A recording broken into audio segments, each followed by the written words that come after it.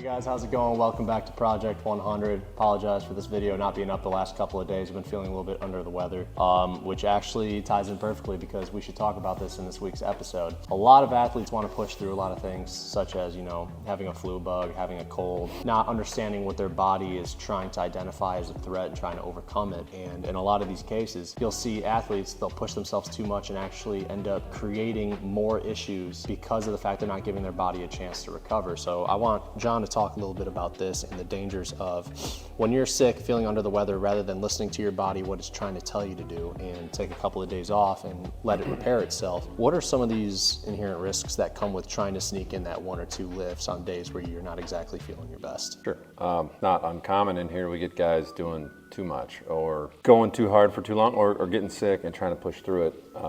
So some of the risks you have are you're usually dehydrated when you don't feel well. Dehydration leads to performance loss. It can lead to additional injury risk. The question you should ask yourself is, what do I stand to gain by doing this while I'm not feeling very well versus what do I stand to gain by taking the extra, 24, 36 hours of recovery? So in the grand scheme of things, this is all a marathon. Nobody's sprinting up 95, 100 miles an hour. So keeping that big grand picture in play is important, and realizing that 48 hours isn't going to make you, but it can break you. Recognizing that, but also be real with yourself and realize, are you sick or are you just being lazy? Like sometimes guys just kind of hit that mental wall too. It's okay to have a couple of those throughout the year, but don't let them compound. But those are the biggest risk factors for sure. You can also get the people you train with sick, and then you get all these cycle bugs going around. So if you're not feeling well and you need extra time, recognize it and just take that. Yeah, for sure. And another thing, building off that a little bit, is you don't want to get the guys around you sick, especially in the environment. One of the biggest things that benefits players in the off season is actually choosing their environment carefully, right? So one of the reasons why I come back year over year to Prime, other than the obvious fact that he's my brother and he's really good at what he does, is the atmosphere that's created in this building itself, and the players and the banter and understanding the trash talk that comes here and there, and understanding what pushes you to be a better athlete versus what are things that tear you down or things that maybe make it more difficult. I've had situations where I've worked out in warehouses by myself, especially during the COVID season,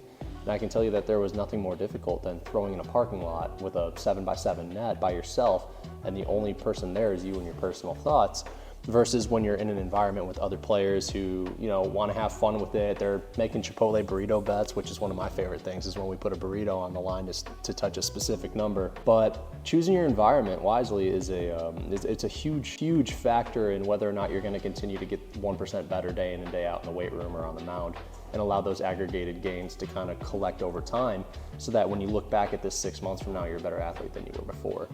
One of the things that we talked about that I kind of want to bring up on this as well, and I think it goes really well into guys that are sick or not sick, is journaling. We talked a little bit about the importance of writing things down and how that can benefit us and kind of eliminate the more is less concept, where we get guys in and they don't remember what they did and they didn't remember what worked that day.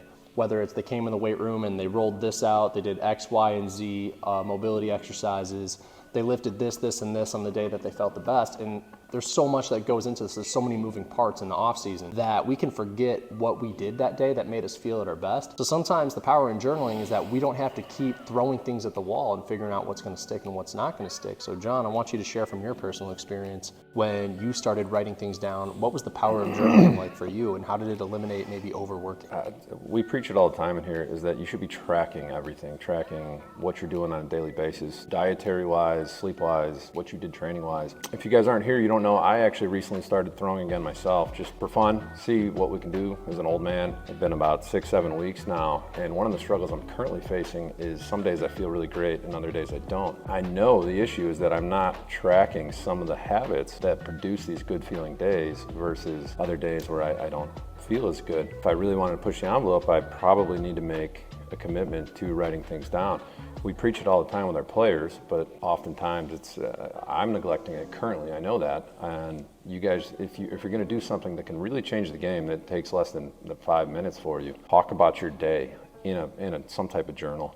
Zan Barksdale produces a great throwing journal. We've purchased many of those over the years. We'll put the link in the description for you, but it doesn't even have to be that comprehensive. You just need to write your thoughts down. A lot of times when you put a pen to paper, you commit those thoughts to your brain a lot better than if you're just going through the motions and forgetting about them immediately. Just reflecting on the day gives you that self-thought to where it's going to be kind of stuck in that brain a little bit better. You're going to be able to identify certain habits throughout your day that produce better results in your workouts, in your throwing, on the mound, and it's going to help you establish routine, things that you know to be brutally effective at helping you perform at your best when you need to.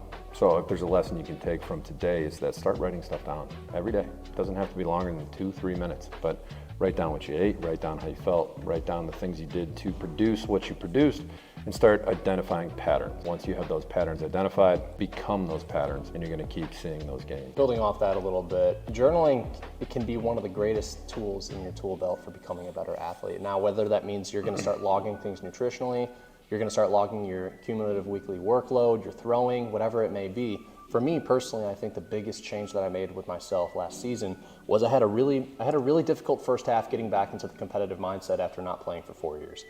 And I didn't take the time necessary to identify the things that were getting in my way. And what I came to realize through the art of journaling is that I had a lot of what ifs in my life. You know, what if I wasn't able to get back to my old competitive self? What if teams didn't want to see what I had in the tank? What if I was never going to get an opportunity again? I took that journal and I made it a two-sided situation where one page would say, what if X? And I would change it to even if. And that's something that I gained from some of Joshua Metcalf's books. If you've never done any sports psychology reading, I would check out Joshua Metcalf. He's got a lot of great material, chop wood, carry water, pound the stone, grit, things like that. And I know for me, without those readings and without really delving into the process of what got in the way mentally, I wasn't able to unlock the old version of myself that I wanted to bring in with the new physical side of things. Back when I was the 89-92 competitor that was able to claw his way to the big leagues versus having the arsenal of being 96 to 100, getting up to 102 in games, but not getting the opportunity because I was getting in my own way.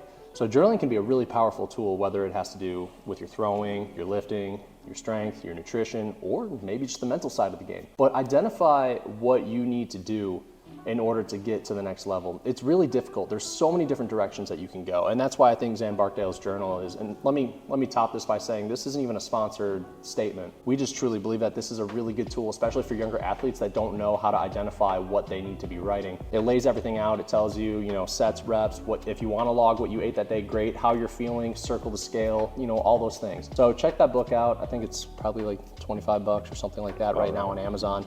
Well worth the investment. I would definitely check that out. Is there anything that you want to add to? Nope, start tracking. Start tracking, yeah, let's keep it short and simple. Thanks for checking out Project 100. We'll see you guys next week.